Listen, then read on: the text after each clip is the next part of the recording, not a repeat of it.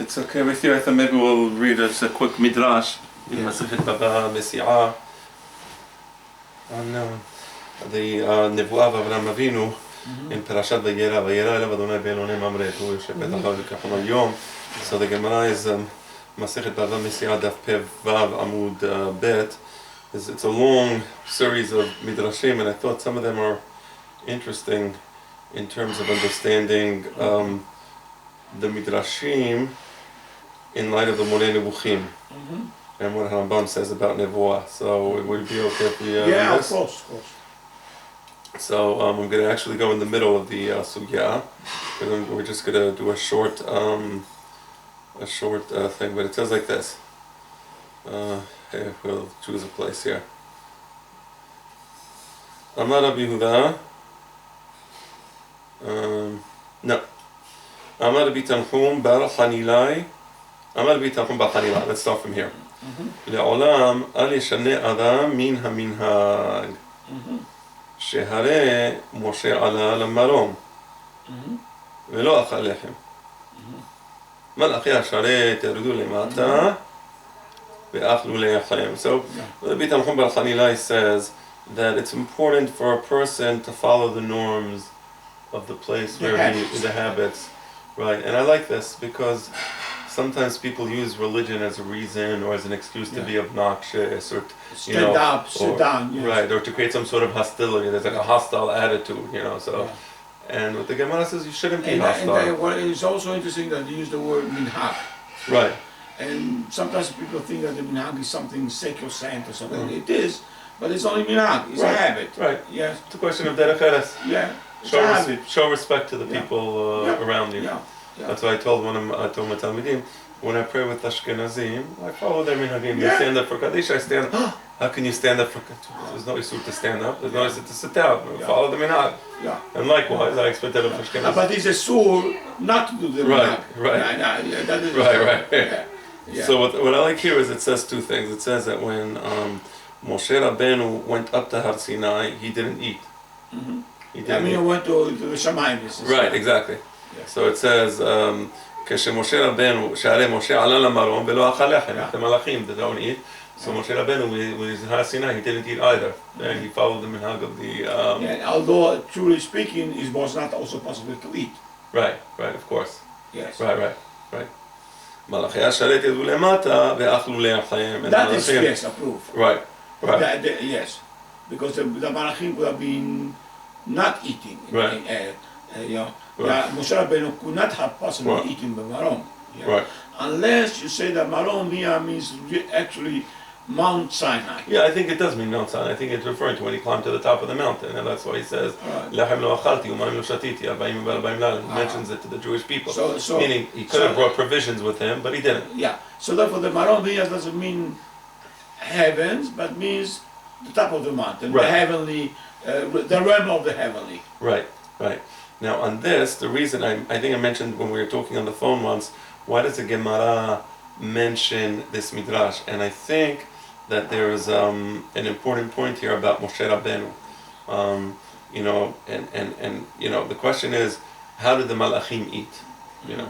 So we know that sometimes the malachim seem to adopt human habits, or at least so it appears to the observer. Whether actually whether that's what's actually in reality, but so it appears. Let's just say, okay. So how can that happen? So here you have the malachim eating. How can the malachim eat? So the question I asked is, if Moshe Rabbeinu reached the level of the malachei hasharet, and when he comes down to Har Sinai, he doesn't go back to his original level. Yeah, also it was shining. Right. So two things. Number one, it says Atem shubu lachem le'aholechem. It says Ve'ata po amod imadi. So הוא לא שב לאהולו. We should leave in like 7 minutes because I have mishmarot. Perfect. We'll do that. Number two. כי קרן עור פניו. ויתן על פניו מסווה. So the question that... No, not only on Masveh, but also he would remove it when he's talking Torah. Yes, right. When he would teach Torah, he would remove the Masveh. And when he would finish, he would put the Masveh. So the question is, how can Moshe... I ask a better question. everybody says, how can the malachim eat? Or at least it appears that they eat. I don't believe they actually ate. So I said, how can Moshe Rabbeinu eat? If you reach the level of the malachim, then he shouldn't, the same way he's not with his wife anymore, he shouldn't be able to eat either. How is that possible? Maybe maybe that's the meaning of the masveh, that he was able to adopt a human form. So Moshe Rabbeinu was able to adopt a human form, and therefore he was able to eat. Also, maybe another explanation, you don't need to eat barabim. So therefore, Rambam also speaks about not eating this, and therefore we don't know. Okay, but he does say, so it's a suggestion seems to be that once he came down he ate. It's a suggestion. Okay. It's nothing for us. Okay, I accept that. But interesting whether the malachim, can they eat by putting on some sort of masveh and adopting a human form? I think the answer is no. But that's just the point is there's a bridge here. Moshe Rabbeinu was almost like the bridge between the malachim, who of course they have no human form whatsoever. Then you have Moshe Rabbeinu, and then you have human beings. So the bridge seems to be somehow Moshe Rabbeinu, because I don't believe the malachim, even in adopting whatever human form they adopt, I don't believe that they actually eat. I don't Probably believe right. Right. Probably right. Right. Yes. Also, I believe that if you would shoot at the malachim, they would not bleed. Right, exactly. So let's say, for example, the reason I'm asking this question is, for example, Lot sees the malachim. So now, I don't believe Lot had the madriga of Ruach HaKodesh. Absolutely. And yet he interacted with the malachim at first as if they were human people, and he brings them into the house, and he has a meal, and he doesn't understand that they're malachim. So to Lot, they appear to be eating. That's the reason I asked this very question.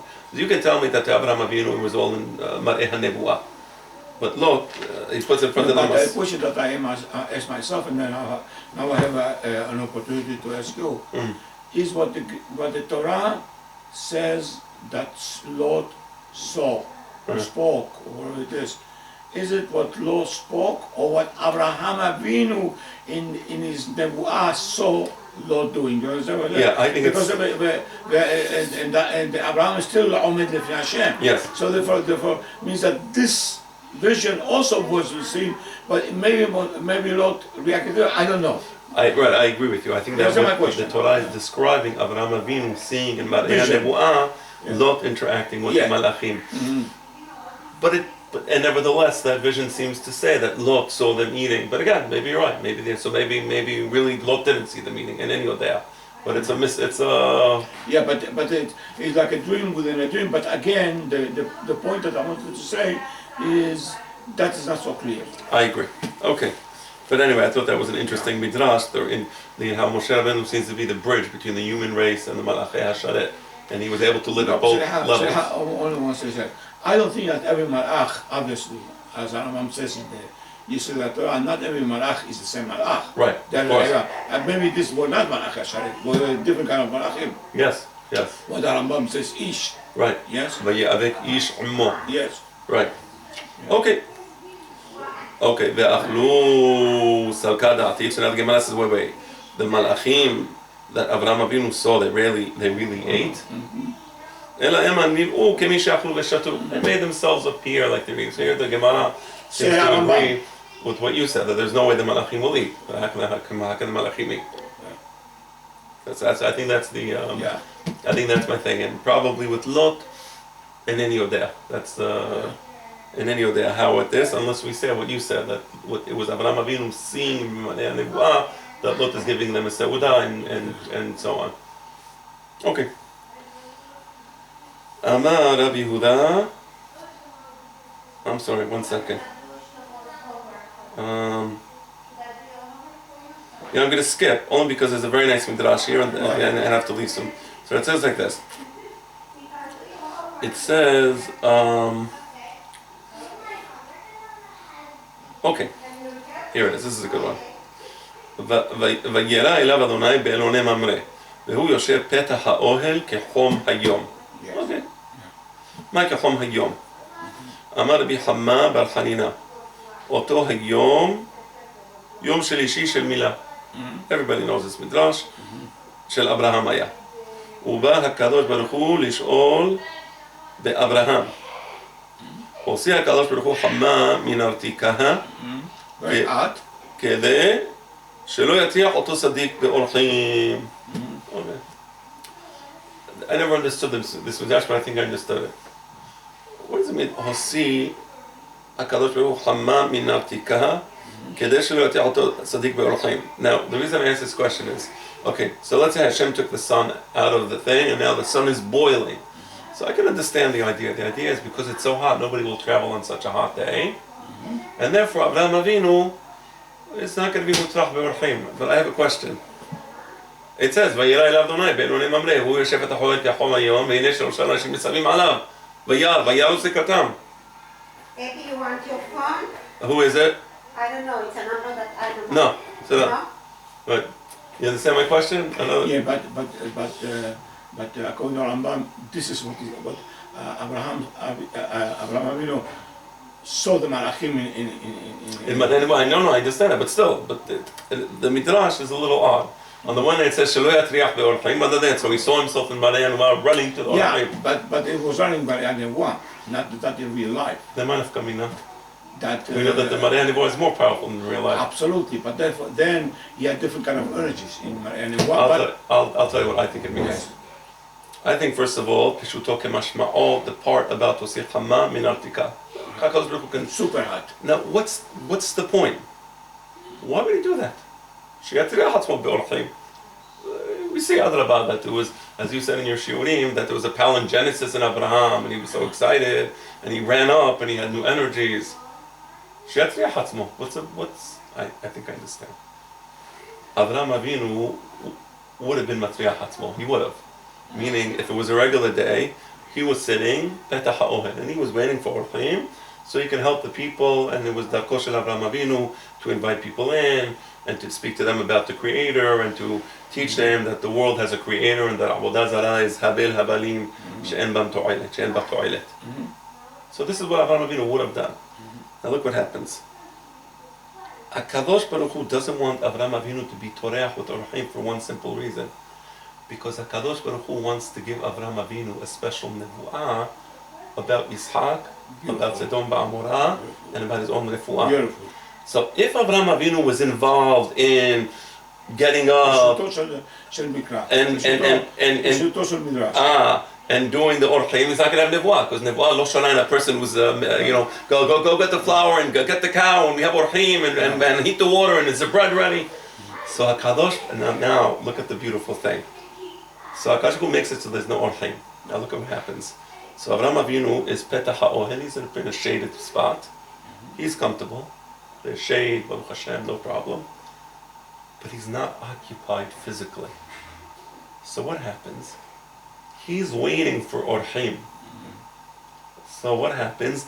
The mar'eh ha-nevu'ah that Hashem sends him is a mar'eh of orchim coming to his tent, and it's satisfying his want to make the mitzvah of achnasat orchim, and Hashem uses that aspect of his personality to give him the mar'eh nevu'ah. Only the orchim who are coming are malachim.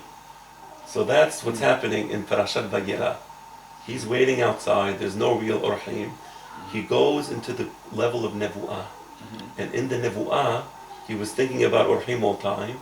So when he's thinking about orchim, he has a mareh about orchim. Very nice. It's like the chacham, when you sit down, you're studying a sugya, you're studying something, and you fall asleep and you dream about what you were studying. So because you were focused on that thing, you have a halom about what you were studying, and then in the halom you understand something. Nice. That's what happened to Avraham Avinu. That was the nevuah. Yeah, I want to Abraham to give me 3 or 4 minutes, because I wrote something about the Ziv HaShekhinah, Ziv Panim, in my new book, and I would like to read that paragraph. That paragraph would take maximum 5 minutes. Right. Okay, so let me just finish this one part, and then we'll do that. So you know what? In fact, let's stop here, because I have a lot more to say about the midrash and the. So why don't you tell me some more? Shadre le'Eliezer. Okay. Shadre le'Eliezer le'mefak le'bara. So Abraham Avinu sends a message to Eliezer, go outside. Where's the orchim? Nafak v'la'ashka. No orchim. Amar la mehimna lach. I don't believe you. Why? He understood that the Mesia Eliezer was an intelligent person, and the Mesia Eliezer understood Avraham Avinu was sick. So Avraham thought that the Mesia Eliezer. Again, he sent him to find Archim. Remember what I explained about the Mesic domestic. Right. He's in charge of the house and so on. Right. So Avraham Avinu thinks that the Mesia Eliezer doesn't want Avraham Avinu to overexert himself. Right? So lama emna la, chayno de amre taman, let emenuta be'abdeh. Don't believe the abadim. Taman is in Eretz Yisrael. That's what they say in Israel. Don't believe the abadim. Nafak yihu hazyele hakadosh baruch hu deka'e abava. So he's going outside to look for Orchaim. Who does Avraham Avinu meet at the entrance? The Shekhinah. So that's about Nevuah. So here we see the interaction between the real life, sending Eliezer outside, and there's no Orchaim, and then there's a transition to Mar'eh Nevuah, and in Mar'eh Nevuah, Avraham Avinu sees himself going outside, and the Shekhinah is there. So he says, Haynu dichtiv, vayomar, Adonai, imna masati chen be'enecha, al na ta'avor me'al avdecha. Here it says Shem Adnut, not with the kames. I'm sorry, with the patah, with the kames. Mani, this is Me'ashemot. She'enan nimchakim. She'enan nimchakim. Yani he saw HaKadosh Baruch Hu, yeah, that's vision, chas v'shalom, of course, in the kavod, right? So he says, Adonai, al na ta'avor me'al. Now that HaKadosh Baruch Hu come, he says, this is better than the Rahim that I wanted. He says that the Shekhinah came to see him. כיוון דחזה דכעשר ושרה אמר לאו אורח הרעה למקם הכה. Now HaKadosh Baruch Hu sees Avraham Avinu משkiach, HaKadosh Baruch Hu is משkiach על הצדיקים. He sees that he's bandaging himself, that he's sick, he's not feeling well. So he said this is not derech eres, that this is like this. So he says like this, he sends him the 3 malachim, right? Meaning, it's not derech eres for an oreach to come to a person who's feeling ill. Yes? So instead he sends the 3 malachim. So what happens? Before it was Vayomar Adonai Imna Masat Yachim Be'enecha, the kavod, the Shekhinah. Then Shekhinah says, Hazit, he's sick. He sends Shelosha Malachim. One of the Malachim was Malach Raphael, Sheba L'Rapot Oto. The other Malach, Michael. The other one, Gabriel. So anyway, the Midrash continues, but as I said, I have to go because we continue this. But you see when you use the Moreh Nevuchim to understand the Moreh Nevuah, you see the interaction between what we call reality and the transition to the reality of Nevuah, which of course is the high level of reality. Okay, let's see. We find this